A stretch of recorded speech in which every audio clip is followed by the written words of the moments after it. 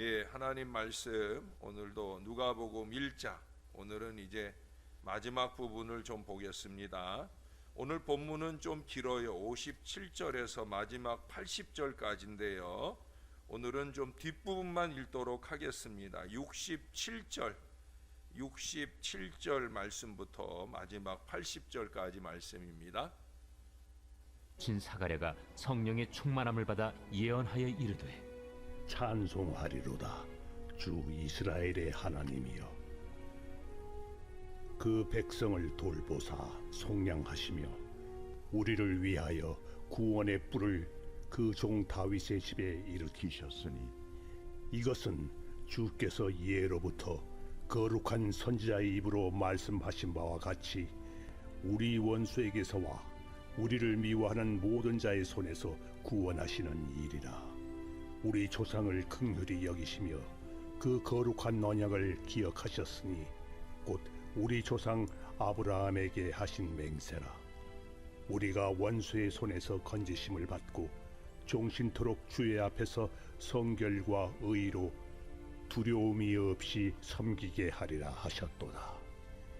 이하여 내가 지극히 높으신 이의 선지자라 일컬음을 받고 주 앞에 앞서가서 그 길을 준비하여 주의 백성에게 그 죄 사함으로 말미암는 구원을 알게 하리니 이는 우리 하나님의 긍휼로 인함이라. 이로써 돋는 해가 위로부터 우리에게 임하여 어둠과 죽음의 그늘에 앉은 자에게 비치고 우리 발을 평강의 길로 인도하시리로다. 아이가 자라며 심령이 강하여지며 이스라엘에게 나타나는 날까지 빈 들에 있으니라. 아멘. 영국에 스로스트라고 하는 죄수가 있습니다. 영국과 또 나중에는 이제 영국의 많은 죄수들을 호주로 이주시켜서 지금의 호주가 만들어지기 시작하는 역사는 바로 죄인들로부터 시작하는 역사거든요. 그래서 영국에서 또 나중에 호주로 이송을 가가지고 40년간이나 교도소 생활을 하면서 그가 크게 그 안에서 잘못할 때마다 가죽 채찍으로 50번씩 8차례나 맞았습니다마는 그의 생활은 전혀 변화되지 않았어요. 그래서 경찰이나 교도소에서도 그를 어떻게 해야 할지 몰랐습니다. 그런데 그러한 그가 구세군 숙박소에서 하룻밤 신세를 진 인연으로 그리스도를 영접하게 되고, 다시 말해서 구원을 받고 거듭난 사람이 되었습니다. 그 후에 그는 구세군 추록자 보호소에서 18년간 봉사를 하면서 그 안에서 예수 믿게 하는 이 구원의 복음을 전하는 아주 충실한 일꾼으로 쓰임받게 되어집니다. 그는 다음과 같이 간증했어요. 400번의 가죽 채찍이나 40년간의 교도소 생활로도 변화되지 않은 내가 그리스도로 인해 불과 1, 2분 만에 변화되었습니다. 여러분, 이게 바로 구원의 능력이요 구원의 신비예요. 구원은 변화입니다. 구원받은 인생들은 변화되어진다는 거예요. 예, 지난 주일에도 그런 말씀을 강조해서 드렸습니다마는, 여러분, 예수 믿었다, 구원받았다, 이것은 바로 변화한 인생이 되는 거예요. 오늘 본문 안에는 바로 이 구원에 대한 다양한 가르침이 나타나고 있어요. 누가복음 1장에는 3편의 찬송이 나와요. 우리가 앞서 보았던 42절부터 45절까지에 보면은 엘리사벳의 감격에 넘치는 기쁨의 노래가 나와요. 그 노래 속에서 엘리사벳은 하나님의 사랑을 찬양합니다. 자기에게 세례 요한을 허락해 주시고 또 마리아에게 바로 예수님을 허락해 주시고, 이로 통하여 구원의 큰 역사를 이루신 하나님의 사랑을 노래하고 있어요. 그리고 우리가 어제 그제 보았던 마리아의 송가 46절에서 55절까지, 이 마리아의 송가는 하나님께 대한 믿음을 고백하고 있어요. 우리같이 비천한 인생을 구원하시는 하나님의 은혜, 하나님의 구원의 신비, 이것을 믿음으로 고백을 합니다. 그리고 바로 오늘 우리가 읽은 본문 여기 67절에서 79절까지 사가랴의 축복의 노래가 나옵니다. 특별히 오늘 본문의 이 사가랴의 축복송은 축복에 대한 소망으로 오늘날 예배의 끝순서에 있는 목사의 축도의 내용과 거의 일치한다고 말씀할 수가 있겠습니다. 특히 이 사가랴의 축복송은 마치 조직신학의 구원론을 요약해 놓은 것과 같아요. 그러므로 이 사가랴의 축복송만 우리가 오늘과 다음 주 월요일에 자세히 잘 들여다만 봐도요, 신학교에서 몇 학기 동안 배운 공부를 단 몇 분 만에 끝내버릴 수 있는 아주 중요한 구원론의 핵심, 구원론의 중요한 7가지 주제를 우리가 공부해 볼 수가 있습니다. 오늘은 3가지를 공부할 거고요, 다음 주 월요일에 4가지를 마저 공부할 거예요. 먼저는 구원의 뜻, 간단하게 먼저 요약을 하면 74절에 구원의 뜻, 구원이라는 건 뭐냐? 그것은 원수의 손에서 건지시는 것이다 라는 얘기를 해요. 두 번째로 구원의 이유를 78절에서 밝히고 있는데 그것은 바로 하나님의 긍휼 때문이다 라는 거예요. 그리고 구원의 내용은 뭐냐? 그것은 바로 죄 사함이라고 하는 걸 77절에 말씀하고 있습니다. 자, 이제 항목별로 좀 더 자세히 한번 살펴보겠습니다. 첫째는 뭐라고 그랬어요? 구원이란 무엇이냐? 구원의 의미. 자, 77절을 같이 한번 읽어볼까요? 시작. 주의 백성에게 그 죄 사함으로 말미암는 구원을 알게 하리니. 자, 구원이 74절을 읽자고 놓고 죄송해요. 74절입니다. 시작. 우리가 원수의 손에서 건지심을 받고, 구원은 뭐라고요? 원수의 손에서 건지심을 받는 것이다. 우리를 망가뜨린 원수의 손에서 우리를 건져내서 물건을 AS 수리하듯이 우리를 원상태로 수리하시는 것이 바로 구원이다. 원죄로부터 망가진 그 모든 죄악으로부터 우리를 새롭게 하시는 게 바로 구원이라는 거예요. 그러므로 구원받지 못한 인생을 억압하고 있는 이 원죄라고 하는 것은 원수의 꾀에 넘어가 지은 죄라고 해도 틀림이 없을 거예요. 그러한 원죄만 아닙니다. 지금도 끊임없이 동일한 속임수에 빠짐으로 인해 잃어버린 하나님의 형상을 회복하는 것이 바로 구원이에요. 그러므로 여러분, 구원받은 인생이 이스라엘이 떠나온 애굽을 그리워하듯 그 사단의 속임수로 사는 인생을 그리워하고 자꾸 과거로 돌아가려는 어리석음을 범하면 안 되는 거예요. 우리가 오늘 읽지 않은 본문 앞부분에는 요한의 이름을, 요한이 출생을 하게 될 때 그 요한의 이름을 정하는 얘기가 나와요. 이 사가랴의 친족들, 이제 사가랴는 지금 벙어리잖아요. 말을 못해요. 그러니까 친족들이 나선 거예요. 그래서 이 태어난 아기의 이름을 그의 아버지의 이름을 따서 사가랴라고 짓자. 그런데 엘리사벳은 질색을 해요. 아니라는 거예요. 요한이라고 할 거라는 거예요.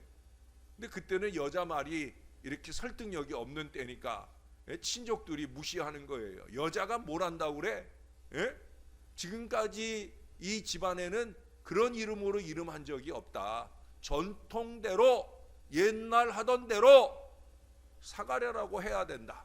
아니라는 거예요. 그러면 우리 사가랴에게 물어보자. 그래서 사가랴에게 서판을 갖다 주니까 거기에 사가랴가 뭐라고 써요? 요한이라고 써요. 왜?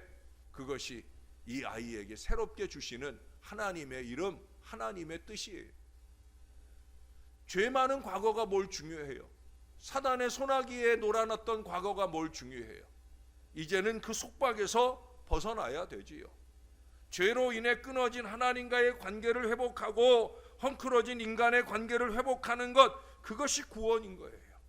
질병과 고통과 죽음에서 벗어나서 애통도 눈물도 없는 천국에서 영생을 누리는 것이 구원이에요.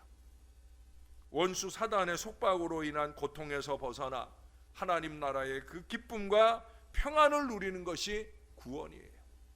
사랑하는 여러분, 그런 점에서 구원은 곧 자유입니다. 주 안에서 이 구원의 기쁨을 마음껏 만끽하며 우리를 억어하려는 모든 사단의 계계와 죄악으로부터 자유롭게 사시는 하나님의 구원 백성이 다 되시기를 주님의 이름으로 축원합니다. 우리 따라서 한번 고백해 보십시다. 나는 구원의 백성이다. 원수의 손 안에서 살지 않고 예수님 손 안에서 사는 나는 구원의 백성이다. 여러분 잊지 마세요. 구원의 백성이에요. 자꾸 사단의 손아귀에서 놀아나지 마세요. 우리는 이미 그 시절 지났단 말이에요. 나는 자유인이다. 사단에게 선언하세요.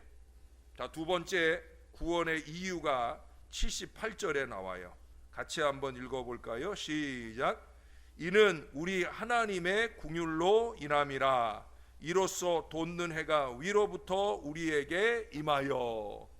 구원의 돋는 해가 우리에게 임한 그 근거가 뭐냐? 구원의 이유가 뭐냐? 하나님의 긍휼 덕분이라는 거예요. 할렐루야. 우리가 잘나서 아니에요. 우리가 뭐 새벽 열심을 가져서 아니에요. 하나님의 긍휼 덕분이에요. 긍휼이 뭐예요? 사랑과 자비의 마음에 불쌍히 여기는 마음이 합쳐진 것이 긍휼이에요. 긍휼은 그야말로 우리를 향한 하나님의 좋은 마음들이 다 합쳐진 것이 바로 긍휼이란 말이에요. 가엾게 여기고 동정하는 그야말로 물기가 축축하게 젖은 그 사랑이 바로 긍휼이라는 거예요. 예수 그리스도가 우리를 향해 인간이 되어 오셨던 바로 그 긍휼이에요. 하나님께서 우리를 구원하시는 이유는 우리를 불쌍히 여기시는 것. 나중에 누가복음 7장에 보면은 나인성의 과부가 하나 남은 아들을 잃었어요. 그래서 장례하는 행렬을 예수님 만나게 될 때 그 행렬을 보고, 아니 그 과부, 그 여인을 보고 우리 예수님이 불쌍히 여기사 그 관을 세우시고 그 죽은 아들을 살려주시는 이 하늘의 은혜를 나타내셔요. 이게 바로 하나님의 긍휼이에요. 불쌍히 여겨주신 거예요. 그러므로 잘난 척할 이유가 없다는 거예요. 오히려 하나님의 은혜를 입고 싶거든 예수님의 비유 속의 세리의 기도처럼 하나님이여 나를 불쌍히 여겨주세요. 나는 죄인입니다 라고 가슴을 치며 기도해야 하는 거예요. 하나님께서 우리를 구원해 주시는 이유가 우리의 선한 행실이나 공로나 봉사나 헌신이나 헌금 때문이 아니라 그 어떤 것도 구원의 이유가 될 수 없어요. 오직 하나님의 긍휼입니다.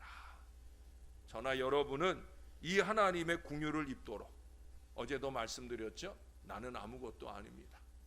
나는 아무것도 모릅니다. 이렇게 고백하면서 더욱 겸손하게 하나님 앞에 서시는 구원의 백성이 되시기를 주님의 이름으로 축원합니다. 자, 세 번째 구원의 내용이에요. 구원은 도대체 뭐냐? 77절에 나온다고 그랬죠? 77절 시작. 주의 백성에게 그 죄 사함으로 말미암는 구원을 알게 하리니. 자, 구원이 뭐라고 그랬어요? 죄 사함. 예? 우리의 죄 문제를 해결해 주셨다는 거예요. 우리 힘으로는 풀 수도 없고 묶을 수도 없는 이 죄의 문제를 해결해 주셨다. 이게 바로 구원이라는 거예요. 세상에 죄가 없는 사람은 한 사람도 없어요. 심지어 뱃속에 있는 아이도 뱃속에서부터 자기 엄마 10달 동안 자기 품고 있는 자기 엄마 차고 들이받고 태중에서부터 죄를 짓는 거예요. 알고 지은 죄는 어떻게든 해결한다고 쳐도 모르고 무심결에 지은 죄는 도무지 해결 방법이 없는 거예요. 내가 잘못한 걸 지적을 받아도 이 잘못인 줄을 몰라. 우리는 우리가 생각하고 있는 것보다 훨씬 많은 죄를 누적하며 살고 있다는 거예요. 아니, 우리가 죄라고 인정하고 싶지 않은 일들이 너무도 쉽게 너무도 많이 자행되어지고 있다는 겁니다. 매 순간 그 어리석음과 게으른 죄악의 추구 속에서 헤매고 살고 있는 거예요. 심지어 예배하는 순간에도, 또 예배를 끝내고 승리의 전진을 이어갈 삶 속에서 우리는 그 어리석음을 끊임없이 반복해 갑니다. 여러분, 정신 좀 차려야 됩니다. 우리는 죄의 깊은 바다에 빠져서 허우적거리고 있어요. 이러한 죄에서 우리를 건져 주셨다는 얘기예요. 어제 그제 본대로 그 누구도 그 무엇도 이룰 수 없는 큰일 아닙니까? 세상의 허대한 지혜도 강력한 권세도 엄청난 물질로도 이룰 수 없는 죄사함의 문제라고 그랬어요. 구원의 문제라고 그랬어요. 그런데 하나님의 긍휼로 예수 그리스도를 보내주셨고 그 십자가의 피로 죄사함 받을 길을 활짝 열어주셨어요. 우리가 할 일은 딱 하나. 뭐예요? 뭐예요? 회개예요. 회개. 회개는 눈물찍 콧물찍 아니라고 그랬어요. 회개는 변화된 삶이에요. 예수님, 내가 이 어리석음 속에 살았네요. 예수님, 내가 이 게으름 속에 살았네요. 내 어리석음과 게으름 때문에 내가 예수님을 또 십자가에 못 박아 버렸네요. 예수님, 용서해 주세요. 내가 다신 그렇게 살지 않겠습니다. 그 마음의 결단, 그 회개를 삶으로 변화시켜가는 저와 여러분은 그런 회개를 주님께 드려야 돼. 예수 믿은 우리는 이제 결코 정죄함이 없는 생명의 성령의 법으로 충만한 신앙생활을 잘 사시게 되기를 우리 주 예수님, 우리를 영원히 구원해 주신 구주 예수님의 이름으로 간절히 축원합니다. 기도하겠습니다. 좋으신 아버지, 오늘 구원론의 몇 가지를 사가랴의 노래 속에서 공부해 봅니다. 이미 잘 아는 구원입니다. 이미 우리는 그 구원을 받은 백성들입니다. 그러나 우리의 삶을 들여다보면, 아니 우리의 신앙을 들여다보면 우리는 변화되지 못한 채 살아갑니다. 늘 부족하고 늘 어리석고 늘 게으르고 늘 한심한 모습입니다. 정말 구원받은 게 맞는가? 구원의 감격과 은혜로 사는 우리 주님의 백성이 맞는가 싶을 때가 얼마나 많은지 모릅니다.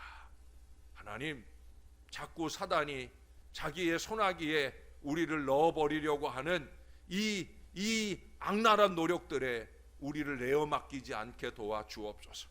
사단을 향하여, 우리의 구태를 향하여 명령하게 도와주옵소서. 나는 구원의 백성이다. 하나님의 엄청난 긍휼로 구원받은 하나님의 백성이다. 나는 너하고 상관없다. 사단아, 물러갈지어다. 나를 억어하는 이 모든 사단의 괴계로부터 자유해 줄 수 있도록 이제는 더 이상 게으르지도 나태하지도 또 어리석지도 않게 죄사함으로 구원받은 하나님의 백성다운 거룩한 능력으로 사는 하나님의 사람들 꼭 되게 도와주시옵소서. 주님의 장중에 우리를 강하게 붙들어 주시고 오직 주님만 의지하며 늘 승리하는 주의 자녀로 잘 살아내도록 우리를 도와주시옵소서. 내일은 거룩한 주일입니다. 은혜의 주일을 주 앞에 준비하기에 부족함이 없는 오늘 하루에 쉼이 되게 하여 주옵소서. 열심을 품고 주를 섬기며 거룩한 주일을 보내게 하시되, 특별히 다음 주 한 주간부터 이제 여름 일정이 시작이 되어집니다.